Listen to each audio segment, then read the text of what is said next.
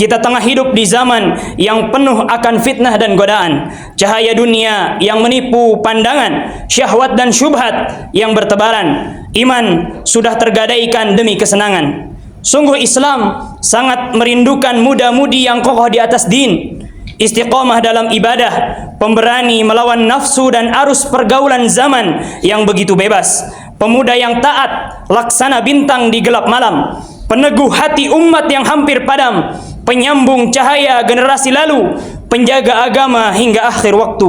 Wahai pemuda, muda adalah emas, masa di mana semangat masih membara, kekuatan masih perkasa, dan harapan masih terbentang luas di depan mata. Tapi ingatlah, emas itu berharga jika dijaga, akan hina bila disia-siakan. Begitu pula masa muda akan bercahaya bila dipenuhi taat, akan gelap bila dipenuhi maksiat dan dosa. Oleh karenanya Nabi kita Muhammad sallallahu alaihi wasallam begitu memperhatikan masa muda ini. Nabi sallallahu alaihi wasallam bersabda, "Ightanim khamsan qabla khamsin, hayataka qabla mautik, wa sihhataka qabla saqamik, wa faraghaka qabla syughlik, wa syababaka qabla haramik, wa ghinaka qabla faqrik." Manfaatkanlah 5 perkara sebelum datangnya 5 hal.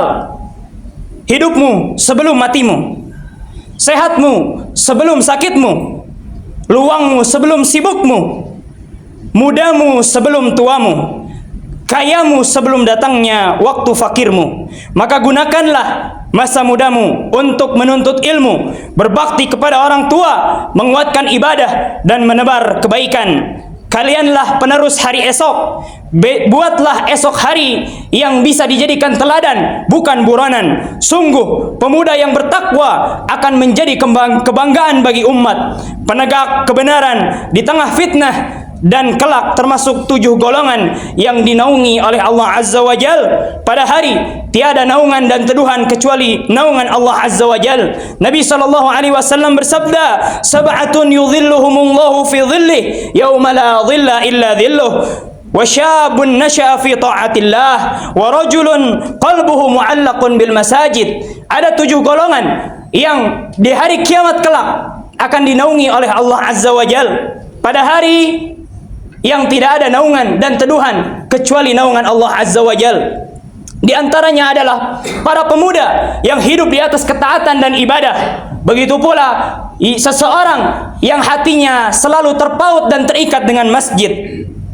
Wahai pemuda, jangan tunggu tua baru bertaubat, jangan tunggu lemah baru mendekat, jangan menunggu sakaratul maut baru teringat mau taat. Ingat, hari ini adalah amal, tiada hisab, sedangkan esok hari adalah hisab, tak lagi bisa beramal. Emas sejati bukanlah logam harta, tetapi masa muda yang terjaga dalam taat kepada Allah Azza wa Jal. Ingatlah wasiat besar Nabi SAW kepada Ibnu Abbas dan untuk semua pemuda, "Ya ghulam, inni u'allimuka kalimat." Wahai pemuda, aku akan mengajarkan kepadamu beberapa kalimat.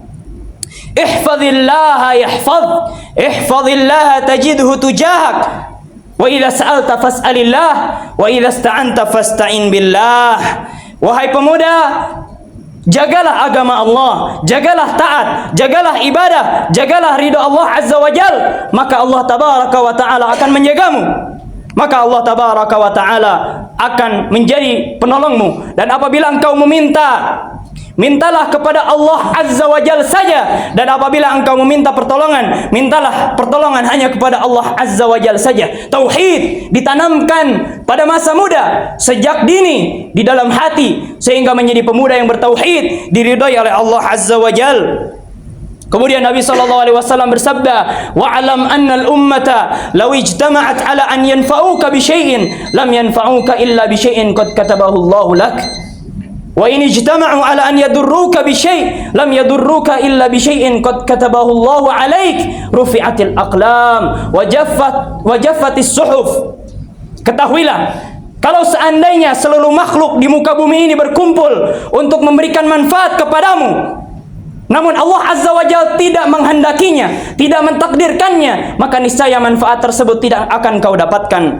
Dan kalau seandainya seluruh makhluk di muka bumi ini berkumpul berkumpul, bekerja sama untuk mencelakakanmu, memberikan mudarat kepadamu, tapi Allah Azza wa Jalla tidak mentakdirkannya, maka niscaya sedikit luka pun tidak akan menyentuhmu. Kemudaratan tidak akan kau dapatkan.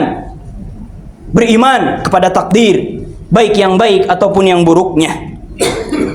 Maka wahai pemuda, tak perlu hiraukan ejekan, hinaan dan cemoohan. Teguhlah untuk ridho dan surganya Rabbul Izzah. Yakinlah segala yang membuatmu kagum perihal perkara duniawi, Allah punya yang lebih baik dari itu semua di surganya kelak. Korbankanlah hidup matimu demi menggapainya akhirat lebih baik daripada dunia.